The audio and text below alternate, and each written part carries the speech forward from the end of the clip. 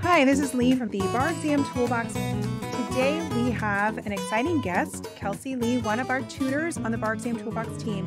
And today we are talking about some of the most common mistakes and our best tips for conquering bar essays. So thank you, Kelsey, for taking time out of your day to speak with us and track some of the lessons you've learned with working with our students. Yeah, thanks, Lee. I'm happy to be here. Before we get started, for folks who aren't aware of your background, could you share a little bit about what you do outside of your fabulous role of working with bar students and law students? Yeah, absolutely. I was a practicing attorney for a number of years at a nonprofit in New Jersey, but now I am actually in Dublin, Ireland, and I'm a PhD student at the Trinity Law School. So my research focuses on the definition of marital consent, which is basically looking at forced marriage in the US and around the world and trying to change the way that we think of it. So I really love that I get to still work on real kind of law stuff with my students rather than just academic land that I'm doing over here in Ireland. Awesome. Super interesting, the research you're doing. I always enjoy hearing about it. Let's dive in to talk about everybody's favorite topic, the bar exam. It is what we call here bar exam season. People have gotten results all over the country. Folks are starting to study again for the upcoming administration. So I thought we would start with 5 common mistakes we see that students make when studying for or executing the writing portion of the exam. So number 1 on my list of mistakes was failing to follow instructions. So this is not addressing the issues that were presented in the call of the question, just really not doing what is asked of you. So when you work with students, do you find that this is something that happens with them, that sometimes they just forget to follow the instructions? Absolutely. I think it's one of the top things that I see for students coming out of law school exams is they're used to these super open-ended issue spotters. Spot all of the torts issues in this essay. And what you'll find on the bar is that's generally not what the question is asking you to do.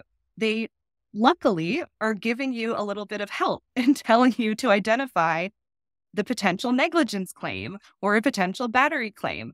Please use those instructions. They're trying to give you some direction. You don't need to make this like a law exam essay, and I promise there's not time for that. So I definitely try to get my students on the MEEs to focus in on that, and especially on the MPTs, where they're telling you exactly what they want. Follow the instructions. I think that's totally right. And we're going to talk about issue spotting in a few minutes. But I really think with bar questions, and this is specific especially to the MEE because they're 30 minutes. They're so tight. If you're talking about the California bar, those are an hour, which are much longer and may have a little more flexibility, not really about what you need to cover. But you don't have time for the kitchen sink for the MEE. I mean, it is 30 minutes. You have to be very precise. They're asking for precision. So I think one of the things that I like to keep in mind when I look at a MEE question or an MBT question is really they want precision. So where am I seeing their request for precision? Are they putting it in the call of the question? Is it coming from the facts? Is it coming from the test memo? But that word precision is something that just rings for me when I think about reading these questions and following any instructions or call of the questions that they have included. Yeah, absolutely. If you can figure out exactly what they want from you, you've got a much easier task set out. Particularly when I have students who come in who have a hard time identifying it, the number one thing I recommend doing is write out the question in your own words at the head of your outline so that you cannot deviate from what you have written the question is. It might seem simple, but it's a way to train your brain to focus in on what they're actually asking you to do. Totally. And it may seem really simple, like you said. It may seem very obvious, but when you study a lot of these questions, you'll find that sometimes it's not so obvious. If something says, for instance, discuss all possible causes of action, that means that you have to take a much more broad approach than just discuss negligence or just discuss intentional torts. And so learning what these words mean in these instructions and these calls of the question, I think are also really critical. And that can be done with practice. Absolutely. And yeah, as I said, the best thing to do is learn what those words mean in your own words so that you are not starting from scratch with every Mhm. question. Okay, let's move on to number 2. So we talked about failing to follow instructions. And number 2, I wanted to highlight was poor time management. We've already been starting about the tight time frame for those MEEs. And even those 60 minutes in California feels really tight when you're in the moment, and the 90 minutes for the performance test. But what are some of the time management mistakes you see your students make on the exam? The big thing I see is a total disconnect in the length of your sections. And we're going to talk, I think, about organization and structure in a little bit here, but a total disconnect between what the question is asking and how much time and word count you dedicate to each part of the essay. I find that it's particularly difficult for students who maybe have some actual real life law experience, which is great, but they are used to dealing with clients with a lot of facts and they want to show the client that they know all of those facts, but there's simply not time to write every fact that they've given you from the hypo. You have to be very selective with the ones that you use. And we'll talk about that more when I give some tips for organizing your structure. But making sure that if you have a 2-part answer, you know exactly how much time you'd like to spend on each part. If you have a 30-minute essay and you've spent more than 15 minutes on one part, you might want to start thinking about moving on to the next and really being strict with yourself right from the beginning of your bar practice, right? Because you want to internalize that timing for yourself way before you get into the actual exam room. You should not have one section that takes multiple pages and one that's one paragraph. Obviously, every question's different, but it's good to get into the habit of giving equal time to each part of the question if you can. Yeah. Ooh, let's get into this because I've been talking to a lot of people about this as I talk to people who failed the bar. Because this idea of stealing time from other questions seems to be, it must be on Reddit somewhere because it feels like it's an epidemic with folks that I've been talking to right now. Is this idea of if I just have really good ideas about what I do for question number 1, and question number 2 is just going to be a dumpster fire, then I'm going to just get all the points possible for question number 1, and we'll see what happens with question number 2. And I think that's generally problematic because statistically, let's say on the scale that the UBE uses, you get a 1, and then you get a 4 or a 5 on the one that you spent all the extra time on.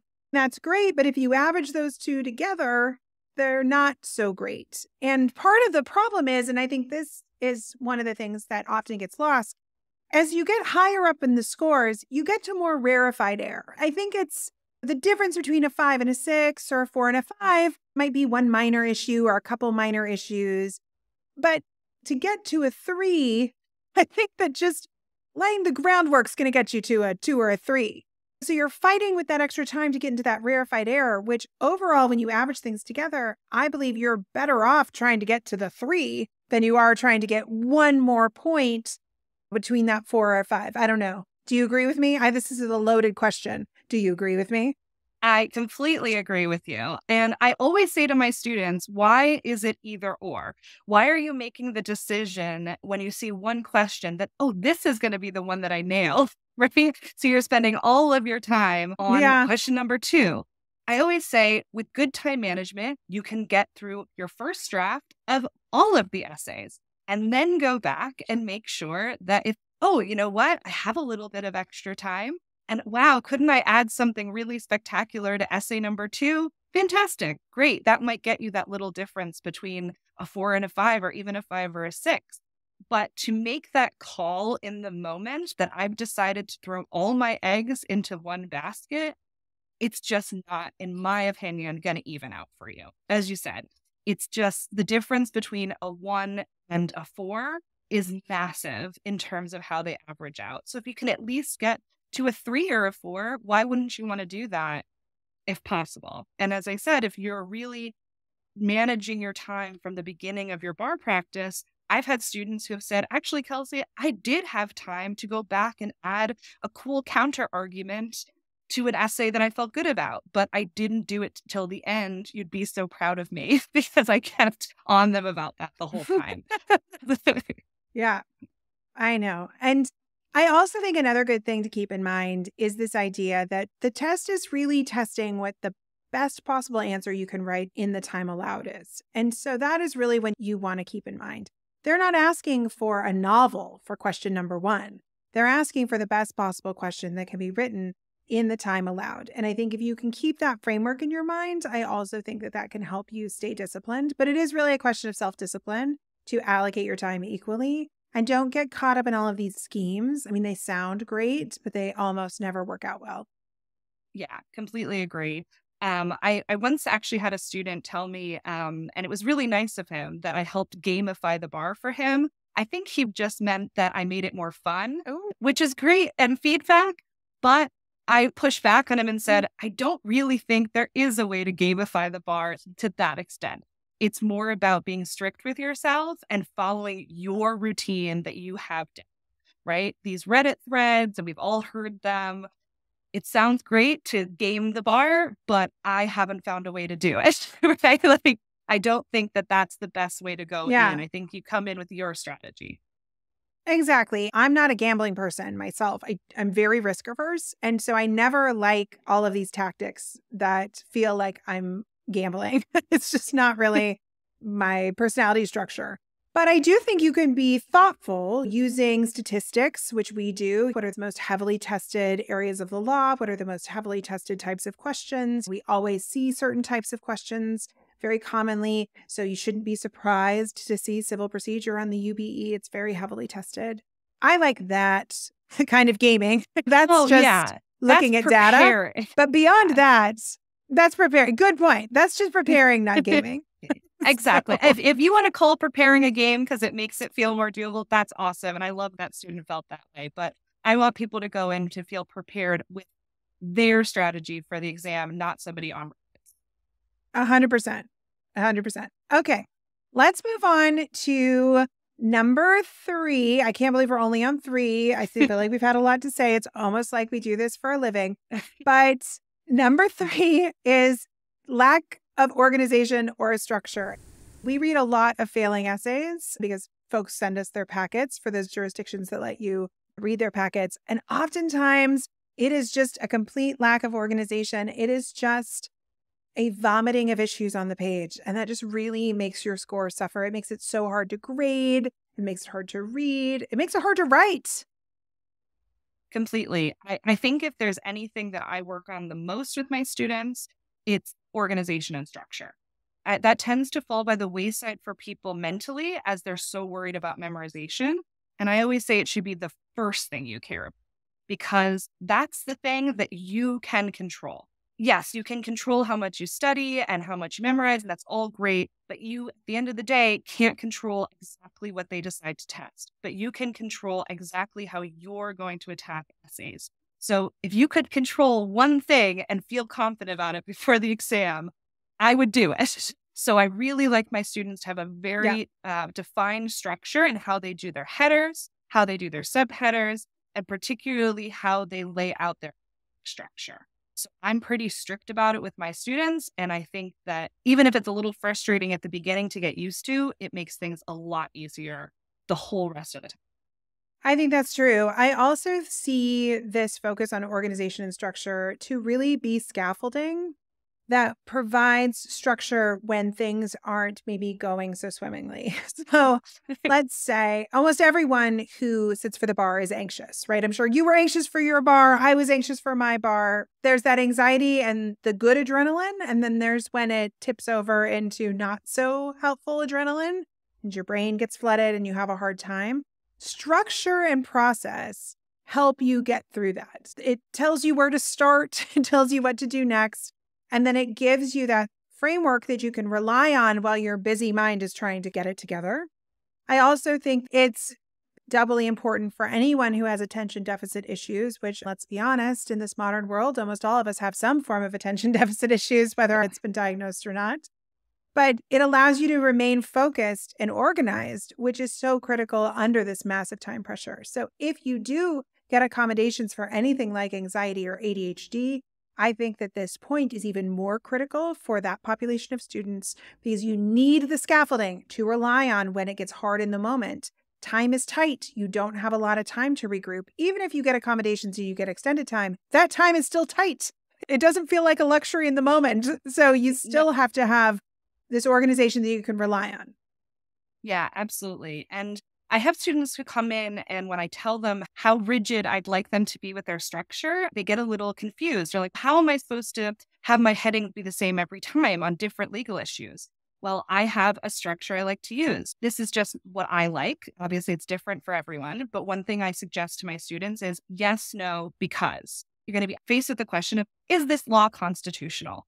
Your header can be, yes, the law is constitutional because it falls under the Commerce Clause, whatever it is. And if you can do every one of your headers, yes, no, because, you'd be shocked how well that works.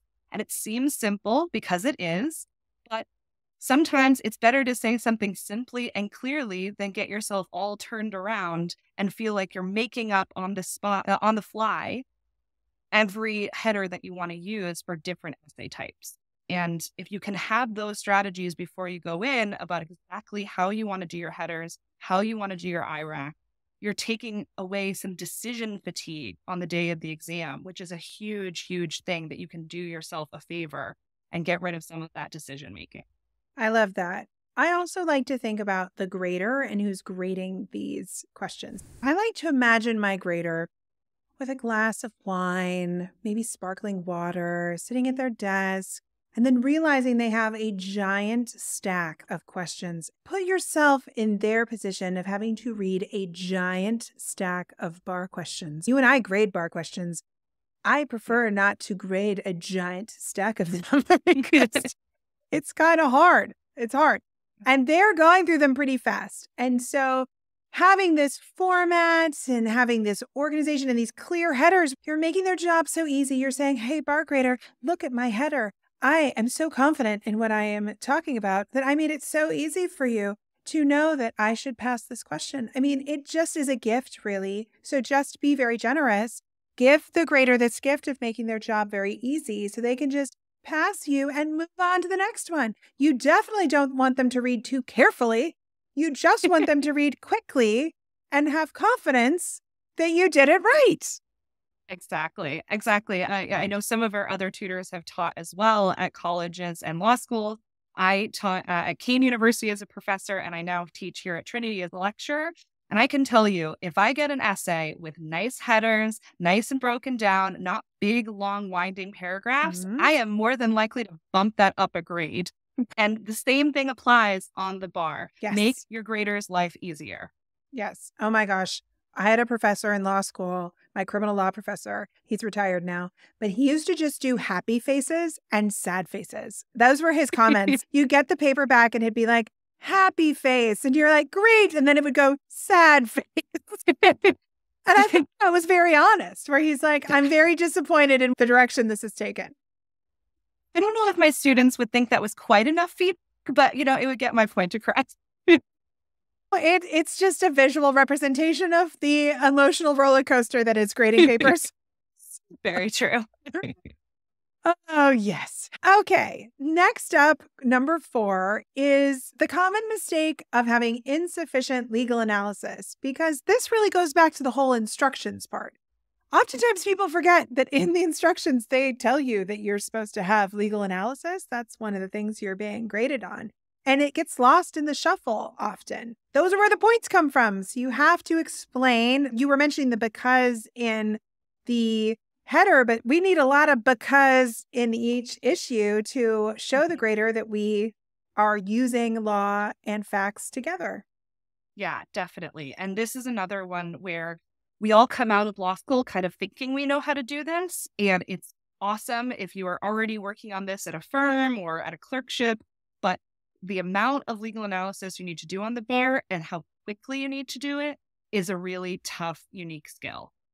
They're, again, maybe frustrating for my students at the beginning of studying, but what I make my students do, and I highly recommend it, is when you write an essay, you've written your rule, what you think is enough, you've written your facts, what you think are enough, and I make them draw an arrow from every fact to the rule it relates to. It's a great way to double check. Have I explained every rule that I laid out? Have I included a fact that is not relevant because I can't link it back to any rule that I need to explain to the bar exam?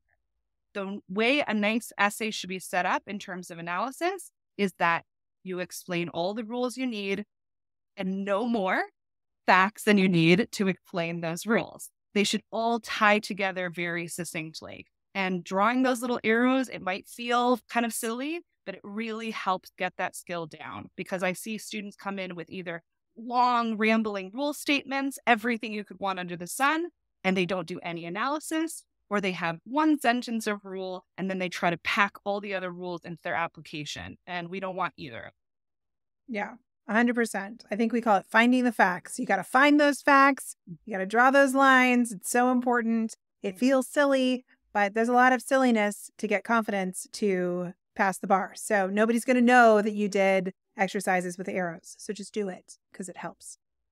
Yeah, definitely. And yeah, Number 5 is a big one, which we've already touched on a few different points in this discussion, is poor issue spotting. If you don't have all the important legal issues down there, you just can't get all the points. Yeah, absolutely. And this is something that students struggle with on the MEEs, the MPTs, and on the MBE as well, right? This is where you've got it all coming together, and practice on one is going to help with practice on the others, right? I always say that practice for the MBE feels like a pain, but it is actually a tutor's dream, because a big part of our job is just coming up with hypos to explain the rules to you. Here we go. Here's hundreds of mini hypos for you to learn how to spot the rule. So practicing your MBEs will help you spot your rules in your essay, and vice versa. The more practice you do, the more you're going to be able to see what sort of language they're using to make you pick up on certain legal issues. And the only way to do it is just to do a bunch of problems. Yeah, 100%. Okay, so we've talked about our 5 common mistakes. Now let's flip this all on its head and switch to our top 5 tips for solving these mistakes and finding success on the bar exam essays. So number 1 is one of my favorites. We've been talking about it for the decade plus that we have been doing this work.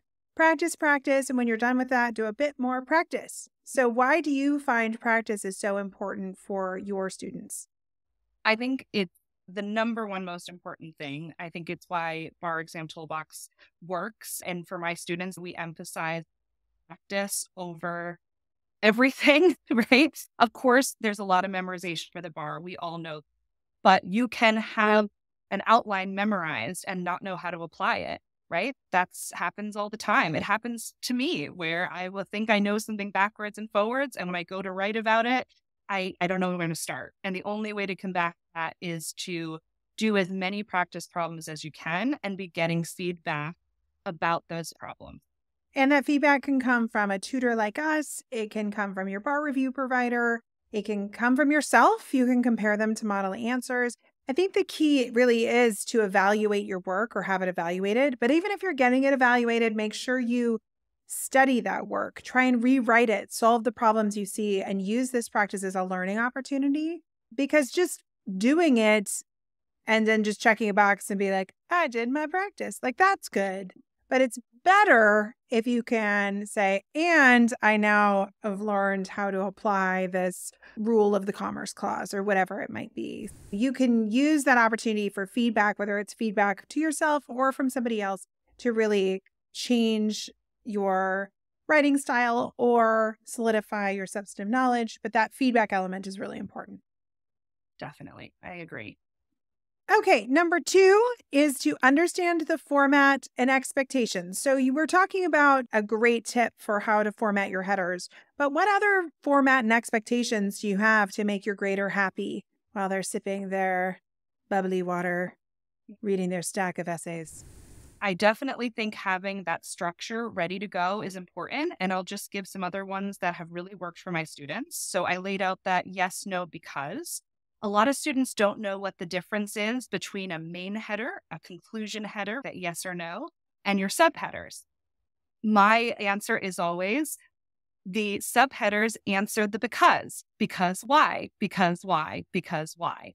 So if, for example, I have something like, come back to my example before, this law is constitutional because it falls under the Commerce Clause. Because why? Because the Commerce Clause has control of activities in the aggregate. Explain that rule. Explain how it works. Because this is in the aggregate.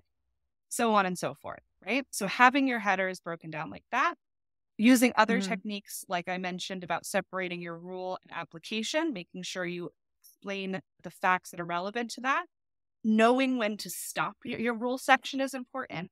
I always say to my students, once you get to a sentence that's all in plain English, you're probably ready to move on. If you're still using a lot of legalese to explain what you're talking about, you probably haven't explained it fully enough. So once you hit a sentence where it's all in plain English, you're probably ready to go. But the only way to get a feel for that is if you do a lot of practice problems, write a lot of rule statements, and understand what it means to take something from a word in legalese into something that makes sense and shows that you understand the definition. Yeah, I think that's a really great tip and something that folks really need to take into their practice, right? This is why we do the practice, so you can experiment and see how it's going. So I love that. This all is linked to what we were talking about earlier, which is my tip number 3, which is managing your time effectively. You have to not only allocate it between the questions, but also within the question. So how do you suggest to your students that they manage time within the question? I think that's the hardest thing for students to do, especially on the day. I'll come back always to setting times for yourself as stringently as possible in the studying process. Our brains learn to do the work we train them to do. So if you have not trained your brain to work under time pressure before the day of the exam, it's just not going to happen on the day for the exam. When I'm breaking down a question, I like to think about, let's say I have half an hour for each question. Obviously, you're in California, that's going to be different. But let's say we're doing a UBE, 30 minutes. I recognize that I have 3 parts of this question that I need to answer. I need to make sure that I'm allocating a similar amount of time for every question. It might not end up being exactly equal because you do need a little bit of time to read over your question, to outline your answer, but no one part should be massively more time than any other. Only going to know how much time you need to break down your essays if you've done a lot of practice and written down for yourself exactly how much time you want to be taking on certain questions. You shouldn't be getting into the bar exam and being surprised by how long anything's taking you. Do a lot of practice, keep a log of how long you're taking, and adjust from it. I love that. And the same rules apply if you get extended time. You just do it in your extended time. Absolutely. Yeah. I So said I think 30 that minutes, can for example. oftentimes be a point of confusion. Exactly. I love that. Okay. Number 4 really relates to this, is this idea that we need to spot issues quickly. And one of the ways that you do this is not just through your practice, but really learning the law in a way that allows you to have an attack plan in your head so you can quickly issue spot and know what issues can be raised by facts. One example that I like to always give is thinking about evidence. So if someone says, I've been studying evidence for hours and hours and hours, and I say, great, give me a list of the hearsay exceptions. And then there's like a pause, like a long pause. We won't do that example on this podcast, but there could be a pause. And I'm like, okay, how about 1? And then I'll be a present sense impression. And I'll be like, okay, now what's the rule for present sense impression? And then there can be another pause. The reason why I use this example so much is, on one hand, it sounds impossible. Although when you're studying for the bar, you should have that list. You should have a list of hearsay exceptions memorized with simple rule statements for each of them, knowing what's different, let's say, between a present sense impression and an excited utterance. But it's also freeing to know that, because you can then quiz yourself. And when you've done hours of practice of evidence and you come back and say, am I ready to go? And if you ask yourself, can I give myself a list of hearsay exceptions? And if your answer is no, then you can say, uh-oh, I need to go back and do something different. Absolutely. For me, when I passed the bar, it was all about flashcards. Back in that day, Pennsylvania had its own essay questions, so we had even more state laws to learn. And so I just knew I needed different sets of flashcards that I made myself. Not that commercial flashcards can't be helpful for some people, but writing out flashcards can be super helpful for things like the evidence hearsay exceptions, the scrutiny tests for constitutional law. In each subject, there's probably something that comes to mind of just a bear of a list that you need to tackle. Quick recall, like flashcards, are super, super helpful. Or writing it out multiple times so it just becomes muscle memory for you. Exactly. Using those recall techniques are really important for the common issues come up again and again. And cognitive science has shown us that forcing yourself to recall is one of the ways that you actually learn, even if you make a mistake. Making a mistake and correcting a mistake is more memorable than just getting it right. So you want to create these situations for you to make mistakes. So if you tell yourself, write down all the hearsay exceptions and you get them wrong, and you may feel demoralized, know that by correcting it and doing it again, you're more likely to remember it the next time. So all of this is in an effort to get more confident in what you were doing. Okay, it's time for number 5. Believe it or not, we've come to the last tip. Not that this is our only tips, because we have hundreds upon hundreds of Bar Exam Toolbox podcast episodes of tips. But I think this was one that is often overlooked, which is to write clearly and concisely. And I think that so often we can get sucked into feeling like we have to sound like a lawyer, which folks sometimes believe that means that you have to be very verbose or use fancy terminology or large words. This is often why foreign trained attorneys struggle, because they feel that their writing isn't up to a certain level that it needs to be. But really, they want you to just write in short, simple sentences. They're not reading carefully enough to appreciate crafted language.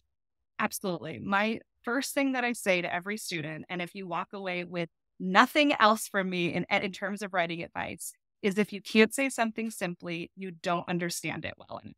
It's what I tell myself all the time. It's what I tell my students all the time. If you find yourself spinning your wheels, adding in fluff, you don't understand it enough. When I said before to loop back to an advice for the rule statement, you know that you've explained your rule statement enough when you get to a sentence that has no legalese in it. A lot of students freak out because they think if there's no legalese, how will they know that I know the law? They will know the law because you have explained the law so clearly that there are no more fancy legalese terms that you're trying to just throw in that you don't really understand. So if you can say it simply, you understand it. And that's where you want it. Yeah. I think Allison a long, long time ago wrote a blog post about explaining the law to your grandmother, which I think is a great way to think about it. And not like your lawyer grandmother. Like my kids have a lawyer grandmother. That's not helpful. You need it to be a layperson grandmother. And if you can explain it to your grandmother or any other adult without any specialized skills in your life, then I think you're on the right track. Yeah. I think I may have read that because I'm old enough that I was in law school when we were just doing the blog. But yeah, absolutely. I had a lawyer grandfather, but a non-lawyer grandmother. And I do think about explaining things to her. And you know what? Lean on your support system for that. I can't tell you how much cheesecake I had to buy my mother at the bar exam just to make her listen to me explain concepts to her.